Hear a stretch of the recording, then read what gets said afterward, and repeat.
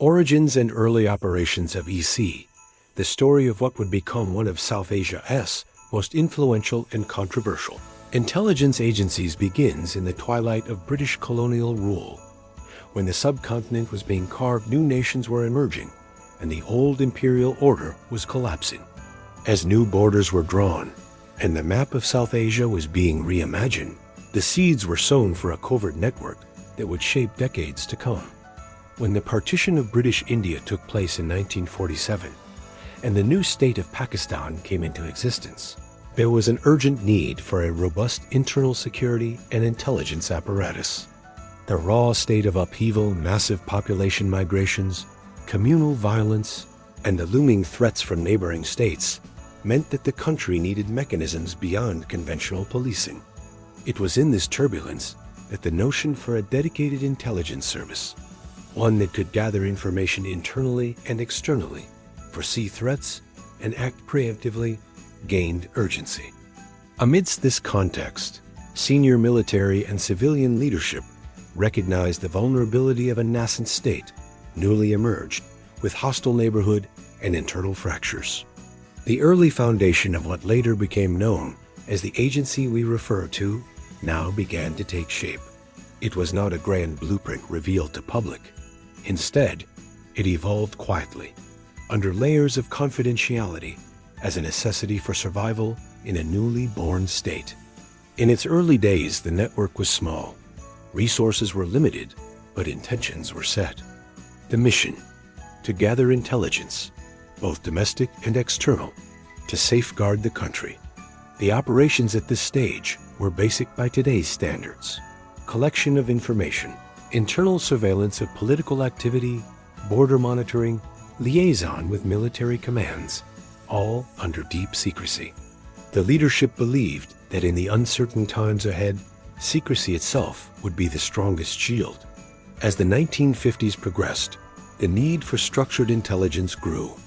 In international politics, the Cold War had started to cast its shadow. Even though Pakistan was newly independent, global superpowers were already beginning to take interest in South Asia as a strategic region. External pressure, regional rivalries, and the need to define national identity pushed the nascent intelligence apparatus to evolve faster. The early eyes and ears of Pakistan would lay groundwork in understanding not just internal dissent or border threats, but also emerging global dynamics. During these years, the network began formalizing certain procedures, recruiting trusted personnel, mostly from military background, establishing channels of communication within security services, and quietly building a system capable of intercepting information, both through human intelligence and monitoring of sensitive political movements. Though the scale was modest, the mindset was clear: survival of the state through knowledge and foresight. As Pakistan moved into the 1960s, regional tensions, especially with neighboring India, sharpened. The memory of partition, unresolved disputes, and the legacy of communal scars made border security and intelligence gathering critical. The early intelligence service, still under evolution, found itself preparing for challenges that conventional military or police structures were ill-equipped to handle. It was a time for building vigilance, networks, and silent watchers behind the scenes. Yet, with limited resources, rudimentary infrastructure, and no public mandate, these early operations remained largely invisible and undocumented in mainstream media. Their success or failures remained shadows, known only to a few within the corridors of power. The people of Pakistan had little idea that a covert machine was being built to track threats, safeguard borders, and attempt to shield the fragile state from both seen and unseen dangers. Despite the instability, these early years laid the groundwork for intelligence culture, for covert operations mindset, for an agency that could later expand and transform from a small network into a powerful instrument of national security. This was the dawn, the origin, humble, secretive, necessary. The first chapters of a long, unfolding saga where knowledge, secrecy, strategy, and statehood would intertwine. As we move forward into wars, regional rivalries, Global power plays. Remember, every great structure begins in silence, uncertainty, and cautious steps. The early years of this agency were exactly that. Wars and regional influence after the formative years of secrecy and cautious intelligence gathering. The newly established agency faced its first major test, the conflicts that defined the 1960s and early 1970s in South Asia. The 1965 war between Pakistan and India, sparked by territorial disputes over Kashmir, was more than a conventional military engagement. It was the first large-scale operational challenge for the intelligence apparatus. During this period, the agency had to balance the fragile domestic stability with the demands of a military confrontation. Its early networks, developed quietly over the previous decade, were put to the test in gathering information along borders, assessing troop movements, and providing strategic advice to military command. Although the resources were limited compared to the scale of conflict, the insights provided by covert observation and intelligence reports played a role in shaping tactical decisions. The lessons learned were critical. Intelligence gaps exposed during the 1965 war highlighted the importance of improved coordination, better communication channels, and trained operatives capable of operating behind enemy lines. These experiences shaped the agency's philosophy that survival in regional conflicts depended not just on conventional military strength, but on precise, timely information and covert operations that could influence outcomes without being visible. The War of 1971, which ultimately led to the secession of East Pakistan and the creation of Bangladesh, was an even more complex challenge. The agency faced internal unrest, political turmoil, and the difficulty of operating in a region experiencing mass movements of population and shifting loyalties. Intelligence work extended beyond borders. Human networks had to be monitored carefully, political developments tracked meticulously, and operational risks assessed continuously. It was during this period that the agency's role in cross-border intelligence began to take shape more clearly. Kashmir, long a focal point of regional tension, required constant monitoring. Early operations involved a combination of human intelligence, analysis of local political dynamics, and discreet liaison with military units. Covert efforts were made to understand the terrain, local sympathies, and potential threats along disputed borders. These early initiatives laid the foundation for decades of border intelligence work. Beyond conventional warfare, the agency also observed and reported on developments within neighboring states, keeping track of military strategies, diplomatic maneuvers, and emerging threats. Even during political upheavals at home, the agency maintained a dual focus, safeguarding internal stability and anticipating external aggression. The balance between domestic surveillance and regional intelligence became a defining characteristic of its operational approach. While the agency's successes during these conflicts were never fully publicized, its formative experiences in these wars established procedures, networks, and operational philosophies that would later guide more complex missions. The combination of on-ground observation, analytical assessment, and discrete communication channels became the hallmark of its evolving strategy. By the end of the 1970s, the lessons from these conflicts, both the victories and the failures, had reinforced the notion that intelligence was not merely a support function for the military. It was a strategic instrument in shaping regional outcomes. The agency was no longer an embryonic organization. It had begun to mature into a structure capable of influencing not just wartime tactics, but the broader security and strategic environment of South Asia. These years also underscored a vital reality. In a region of persistent conflict, covert intelligence operations were as critical as conventional defense, and the agency's growth in both capability and ambition was now inseparable from the state as security and survival. Afghanistan and Cold War era. As the world slipped deeper into the Cold War's icy standoff between superpowers, the map of South Asia became a crucial chessboard. When in 1978, a violent coup, later named Sour Revolution, toppled Afghanistan, government and brought a pro-Soviet regime to power, the ripple effects were felt immediately in neighboring Pakistan. For Pakistan's emerging intelligence agency, this was a turning point, a transformation from a largely internal security outfit to a regional actor with global stakes. The invasion of Afghanistan by Soviet forces in late 1979 turned that transformation into a full-blown intelligence war.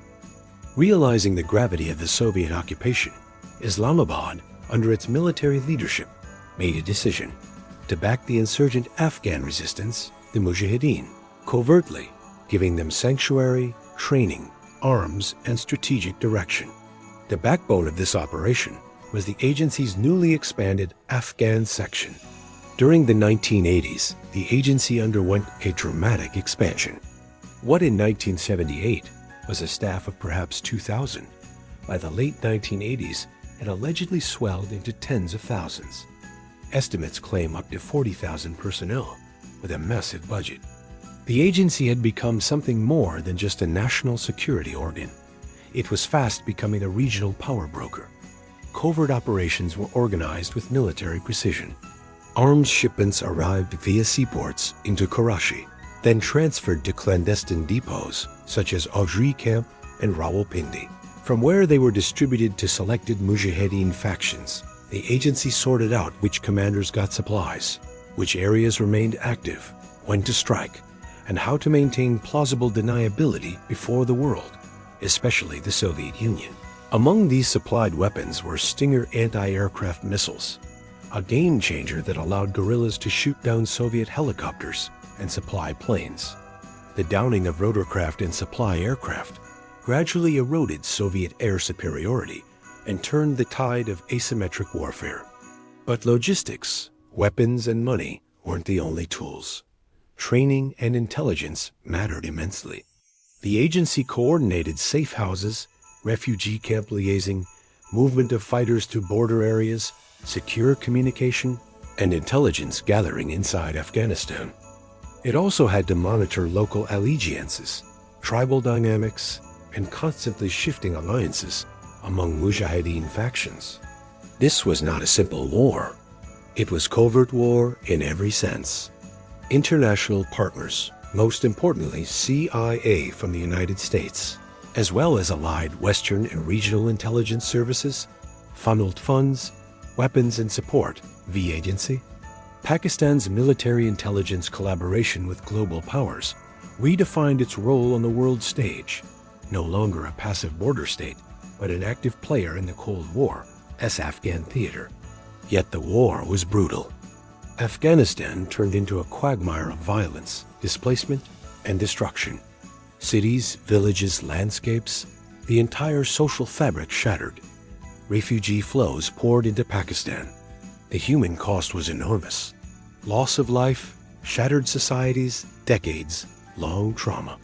Even after the Soviet withdrawal in 1989, the consequences echoed. The 1980s also marked a rise of radicalized fighters, extremist ideologies, and militant networks, shaped in the crucible of guerrilla war, foreign funding, and religious fervor. The very infrastructure built for covert resistance would later become vectors for new conflicts and instability. Many analysts trace later regional turbulence, militancy, and proxy wars to these formative years. For the agency, this era was both a triumph of covert strategy and a cautionary tale, a demonstration of how deep intelligence operations, state-sponsored support, and external alliances could reshape nations for better or worse. The lines between state security, ideological war, regional power plays, and human cost blurred forever. As the Soviet Union faltered and finally withdrew, leaving behind a bleeding Afghanistan, the agency emerged changed, larger, more experienced, more powerful, and yet burdened by the weight of its own choices. The Cold War had redefined it, and as we move forward, the legacy of this era, its victories, tragedies, and lingering shadows will echo through future episodes of regional history. Counterterrorism and political influence. As Pakistan moved into the 1990s, a new set of challenges reshaped the role and priorities of its intelligence apparatus. The country faced an evolving security landscape where traditional state-to-state threats coexisted with rising insurgent movements, sectarian violence, and the spread of extremist networks.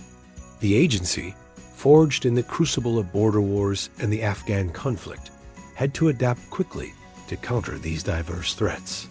The evolution of counterterrorism strategy began with internal monitoring and early warning mechanisms. Analysts focused on identifying radical groups, understanding their ideology, tracing their funding channels, and intercepting communications. Human intelligence became crucial, requiring networks of informants and local contacts who could provide timely insight into movements, meetings, and emerging plots. The agency increasingly coordinated with law enforcement and military units to preempt incidents, while ensuring plausible deniability and secrecy. Beyond internal security, the agency also operated in the gray zone of politics. Over decades, its influence had grown to intersect with governance and national policymaking.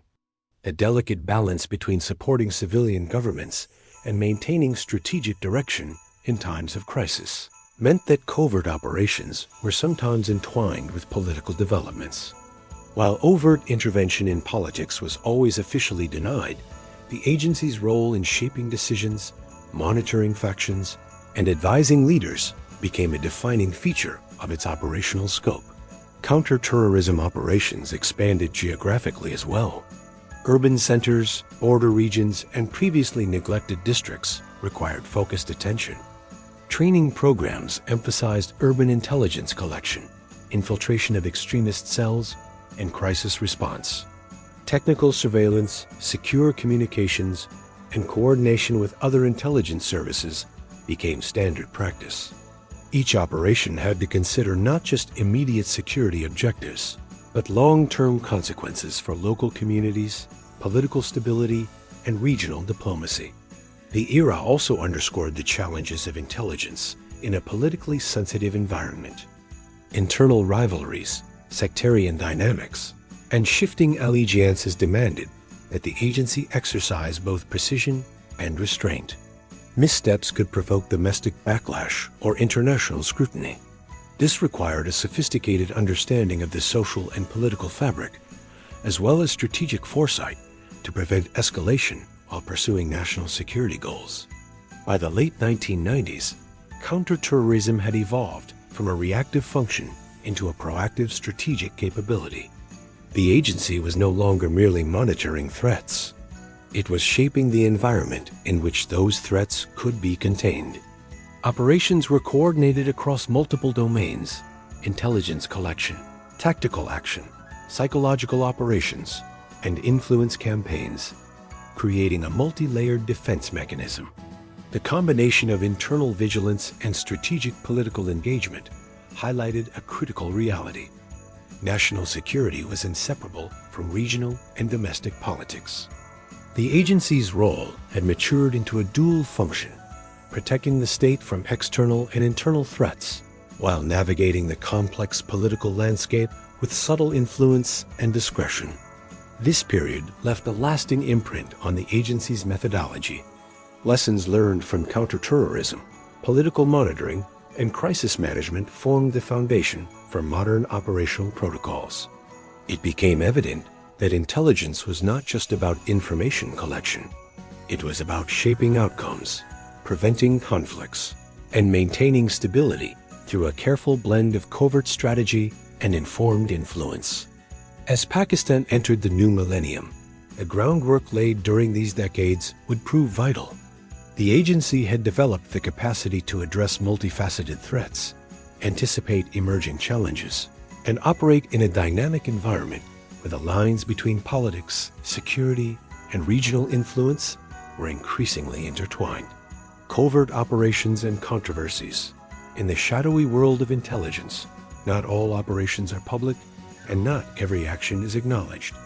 For Pakistan's agency, the 1980s and 1990s marked the beginning of a series of covert operations that would define its reputation both domestically and internationally. These operations ranged from supporting friendly factions in neighboring countries to internal missions aimed at maintaining state security and political stability. The agency had grown into a complex institution with networks and methodologies that allowed it to act unseen, yet decisively, in multiple arenas. One of the defining aspects of covert operations during this era was the focus on influence without visibility. The agency worked behind the scenes to support movements aligned with national interests, often providing training, strategic guidance, intelligence, and logistical support. While these interventions were rarely confirmed officially, their effects were visible in regional dynamics, conflict outcomes, and shifting power structures. In Afghanistan, for example, the continuation of support to mujahideen groups, even after the Soviet withdrawal, helped ensure Pakistan's strategic depth and influence over emerging Afghan factions. This required careful calibration to avoid overt confrontation with rival powers or international scrutiny. Internally, covert operations often intersected with domestic politics and security challenges.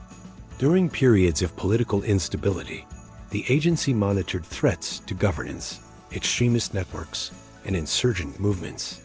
Surveillance operations were conducted to detect conspiracies or violent plots against the state, while at the same time preserving a delicate balance with civilian institutions. These internal operations, though highly classified, were instrumental in maintaining continuity of governance and preventing escalation of crisis. Controversy has always accompanied covert activity. Allegations, often based on external speculation or partial reporting, have surrounded the agency's involvement in regional conflicts and domestic politics. Certain operations, especially those involving support to proxy groups or political influence, drew criticism for their long-term consequences. Analysts have noted that while immediate tactical objectives might have been achieved, some interventions contributed to the proliferation of militant networks or complicated regional relations.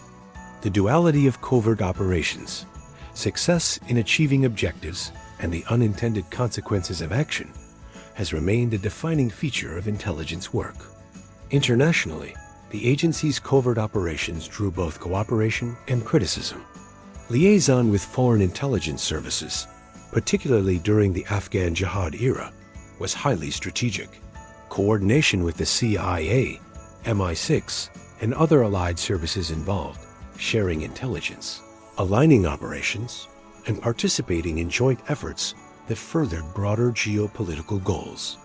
However, these partnerships also exposed the agency to global scrutiny, especially when outcomes diverged from expectations or when operations became public knowledge.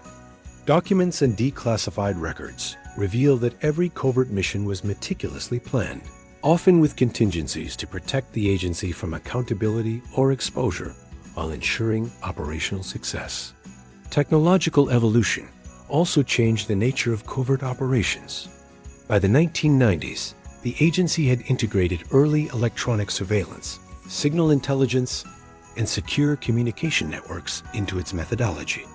Operations became increasingly sophisticated, combining human intelligence, HUMINT, with signals intelligence, SIGINT, satellite imagery analysis, and real-time monitoring.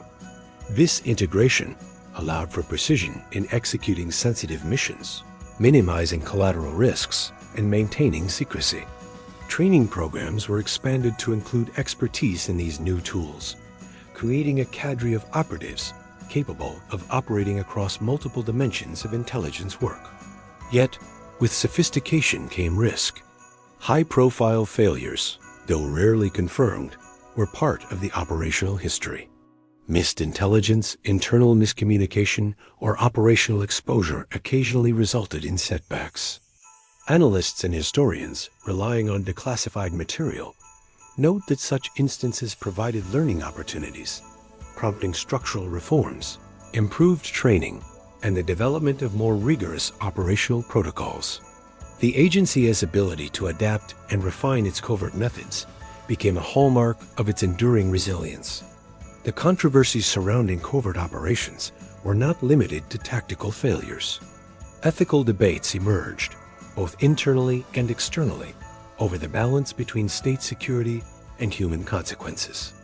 Operations impacting civilian populations, cross-border interventions, and involvement in political affairs raised questions about the limits of intelligence authority.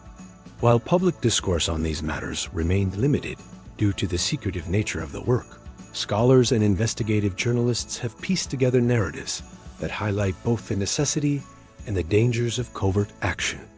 By the early 2000s, the agency had established a robust doctrine for covert operations. Every mission, whether domestic or international, was embedded within a framework of strategic objectives, risk assessment, and post-operation analysis. The lessons from past controversies, both failures and successes, informed decision-making, ensuring that the agency's activities were increasingly precise, effective, and aligned with long-term national interests. In essence, the story of covert operations is the story of the agency itself, an institution operating in shadows, executing missions critical to national security, navigating controversies, and constantly adapting to the shifting realities of regional and global politics. Each operation, hidden from public view, contributed to a legacy of both strategic triumphs and complex ethical dilemmas, shaping the perception of intelligence work in the modern era. The covert dimension remains the most enigmatic and debated aspect of the agency. It illustrates the delicate balance between secrecy and influence, risk and reward, success and unintended consequences. Understanding these operations is essential to comprehending not just the history of the institution, but the intricate dynamics of South Asian geopolitics, statecraft, and the art of intelligence in practice. Foreign relations and liaison in the intricate world of intelligence, no agency operates in isolation. For Pakistan's intelligence service, the web of foreign relations and liaison with global counterparts became a defining element of its strategy, especially from the late 1970s onward. The Afghan War had already positioned the agency as a key player in regional geopolitics, but as the Cold War unfolded and global attention turned toward South Asia, relationships with foreign intelligence agencies became both a tool and a necessity. The agency's most consequential partnerships were forged with the Central Intelligence Agency, CIA, of the United States and the United Kingdom's MI6. These collaborations were rooted in shared strategic objectives, countering Soviet expansion in Afghanistan, gathering actionable intelligence, and shaping regional outcomes. Operational coordination involved the sharing of intelligence on insurgent movements, logistical support for covert operations, and joint planning of missions that extended across borders. The agency's role was not merely to act as a conduit. It became an active partner in designing strategy, selecting allies, and executing sensitive operations that influenced the balance of power in the region. Liaison with foreign agencies required an intricate balance of cooperation and autonomy. While the agency received funding, weapons, and technical support, it was careful to protect its own operational independence. Maintaining plausible deniability was paramount, particularly when operations involved proxy groups or politically sensitive interventions. This delicate balancing act required sophisticated internal coordination, secrecy protocols, and a deep understanding of both domestic and international political currents. The Cold War context further complicated the agency's foreign interactions. Alignments shifted depending on global power dynamics, the Soviet-American rivalry, and the emergence of regional alliances. While Pakistan worked closely with Western intelligence, it also had to monitor relationships with neighboring countries, balancing cooperation with surveillance to ensure national interests were not compromised. Diplomatic subtlety became inseparable from intelligence operations, with every liaison carefully calibrated to avoid unintended consequences. Beyond Western alliances, the agency established strategic intelligence channels with other regional powers. Relationships with Middle Eastern countries, particularly those with shared concerns over ideological movements and regional instability, provided both financial and operational support. These networks allowed the agency to extend its reach, gather intelligence on transnational threats, and influence outcomes beyond its immediate borders. Coordination with these partners often included training programs, intelligence exchanges, and covert logistical assistance, further enhancing the agency's capacity to operate internationally. The agency also began developing sophisticated networks of informants and operatives abroad, extending its influence into neighboring Afghanistan, India, and beyond. These networks provided critical information on political developments, insurgent activity, and regional security risks.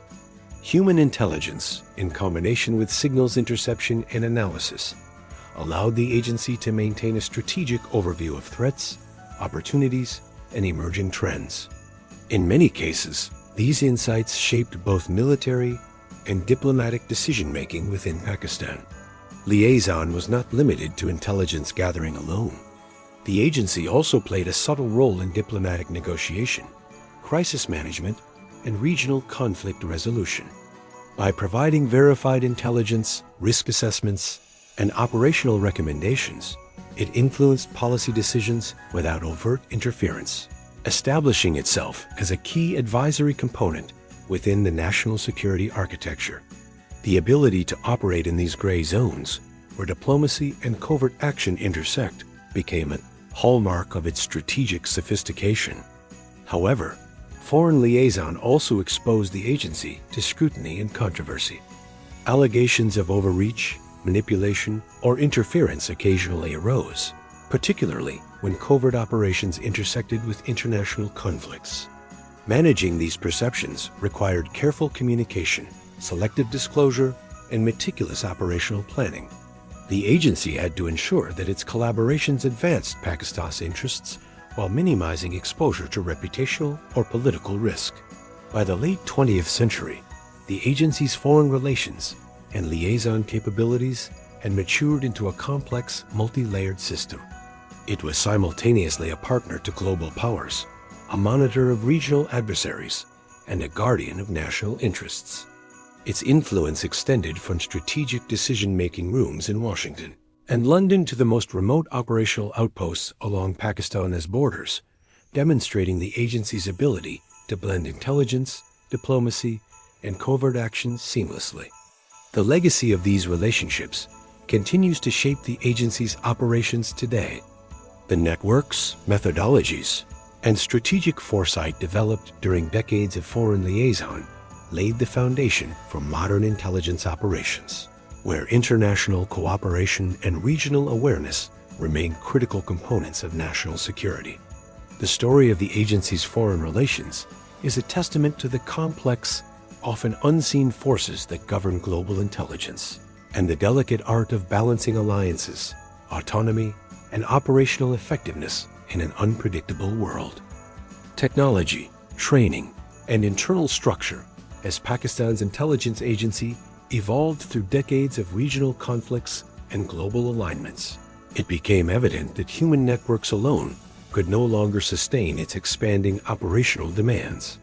The integration of advanced technology, systematic training programs, and an organized internal structure became central to its modernization, allowing it to operate efficiently across multiple domains while maintaining secrecy and precision. One of the pivotal areas of advancement was in signals intelligence, SIGINT, and electronic surveillance.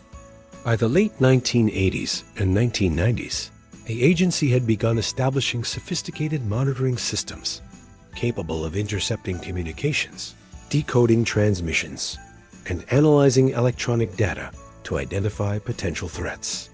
This technological evolution was coupled with human intelligence, HUMINT, creating a multi-layered intelligence gathering capability. Operatives were trained to blend traditional fieldwork with technical surveillance, ensuring that both digital footprints and physical movements were meticulously tracked. The agency's internal structure was designed to support a wide spectrum of operations, from domestic monitoring to cross-border interventions and international liaison. Hierarchical divisions were established to manage covert missions, analytical assessment, technical support, and operational logistics. Specialized units were created for counterintelligence, crisis management, and strategic analysis, each staffed with personnel trained in both military and civilian intelligence disciplines.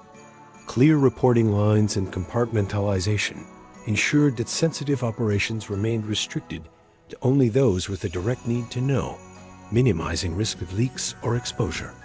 Training became a cornerstone of institutional capability. Recruitment focused not only on individuals with military or law enforcement backgrounds, but also on analysts, linguists, cryptographers, and technology experts. New operatives underwent rigorous training in surveillance, covert operations, infiltration, and emergency response, often combined with simulations and field exercises designed to replicate real-world challenges. Advanced courses in cyber operations, encryption, and communication security were gradually integrated, preparing a cadre capable of operating in increasingly complex environments. The agency also emphasized psychological evaluation, ensuring that operatives could function effectively under pressure, maintain discretion, and adapt to dynamic situations. A critical dimension of the agency's evolution was its role in safeguarding Pakistan as nuclear and strategic assets.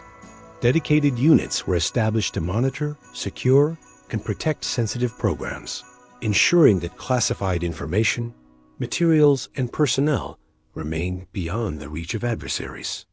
Intelligence protocols were reinforced with technical measures, physical security, and internal audits, reflecting the high stakes involved in protecting national strategic capabilities. This role required a combination of technical expertise, operational discipline, and rigorous secrecy, which became defining features of the agency's internal culture. The adoption of technology also extended to communication and coordination. Secure communication channels were established, integrating encryption, coded messaging, and layered transmission methods to ensure that operational directives could be executed without interception. Coordination between domestic and regional offices, field operatives, and foreign liaison points became more efficient, allowing for rapid response to emerging threats and the smooth execution of complex missions. Operational planning, intelligence analysis, and strategic reporting all benefited from these technological and structural improvements. Organizationally, the agency developed an internal culture emphasizing both loyalty and professionalism. Operational secrecy, adherence to protocols, and disciplined reporting were considered essential virtues. At the same time, intellectual rigor was encouraged. Analytical units were tasked with long-term assessments of regional politics, emerging security threats, and technological trends. This balance between field action and strategic foresight allowed the agency to remain agile and effective across decades of changing regional and global contexts. Another critical aspect was interdepartmental coordination. Training, technology, and operational units worked in tandem, ensuring that lessons learned from field missions informed technical upgrades, and that technological capabilities were fully integrated into operational planning. This synergy allowed for a highly adaptive intelligence system, capable of responding to both conventional threats and emerging non-traditional challenges such as cyber intrusions, cross-border militancy, and strategic deception operations. By the early 21st century, the agency's internal structure and technological capabilities had matured into a sophisticated machine of intelligence and operations. It had evolved from a small, reactive organization into a proactive institution capable of influencing both domestic stability and regional dynamics. The combination of structured training, technological integration, and disciplined internal management allowed it to operate with precision and discretion, while retaining the flexibility necessary for covert action and strategic decision-making. The story of this evolution illustrates a fundamental truth about modern intelligence.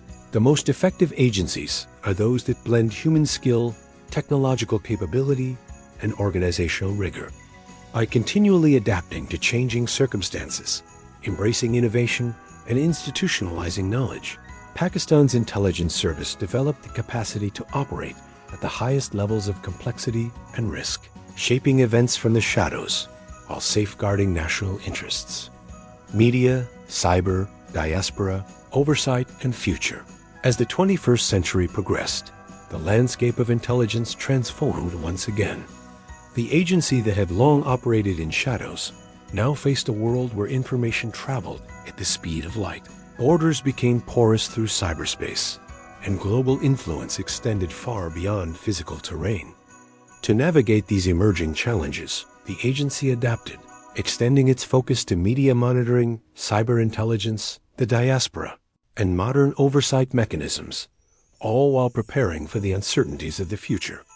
Media influence became a critical component of intelligence strategy. With the proliferation of news channels, social media platforms, and digital content, public perception could sway political, social, and even strategic outcomes. Analysts monitored both domestic and international media for narratives that could impact national security, political stability, or regional dynamics.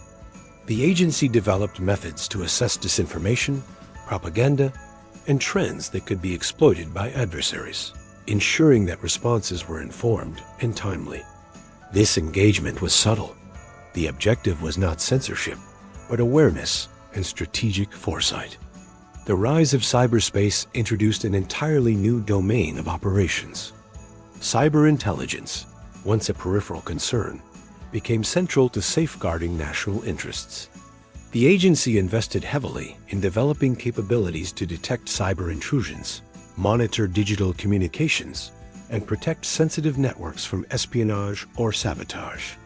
This required a new cadre of specialists skilled in encryption, cyber forensics, and offensive defensive operations. Threats were no longer confined to physical borders. Vulnerabilities existed in financial systems, critical infrastructure, and communications networks, demanding constant vigilance and rapid adaptation. The global Pakistani diaspora also became a point of attention. Communities abroad could influence international perceptions, economic flows, and regional politics. The agency monitored diaspora dynamics carefully, identifying networks that could facilitate intelligence operations or support national security objectives, while remaining aware of the delicate balance between oversight and civil liberties. These efforts extended the agency's reach, allowing it to influence, gather information, and assess risks in areas far beyond Pakistan's geographic borders. Oversight mechanisms, both internal and external, became increasingly important in a world where transparency and accountability were scrutinized by domestic and international audiences. While operational secrecy remained paramount, the agency instituted structured internal checks, ethical review procedures, and hierarchical accountability to ensure that operations aligned with national law and long-term strategic interests.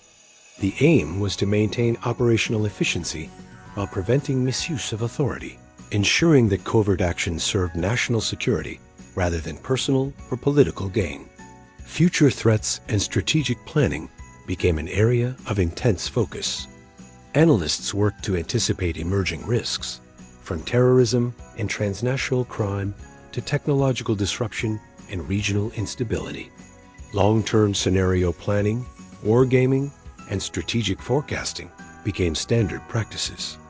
This forward-looking approach reflected the recognition that intelligence was not merely reactive but proactive, shaping policy, strategy, and operational priorities in a dynamic global context. The modern agency also emphasized capacity building and knowledge management. Training now incorporated lessons from past operations, evolving geopolitical realities, and advances in technology. Operatives were not only trained to gather intelligence, but also to analyze it, understand complex socio-political patterns, and provide actionable recommendations to decision-makers. This integration of analytical rigor with field expertise ensured that the agency remained a versatile and effective instrument of national security. Despite the sophistication and modernization, the agency continues to operate in an environment of scrutiny and complexity. Geopolitical tensions, ideological conflicts, and rapid technological change constantly test its agility.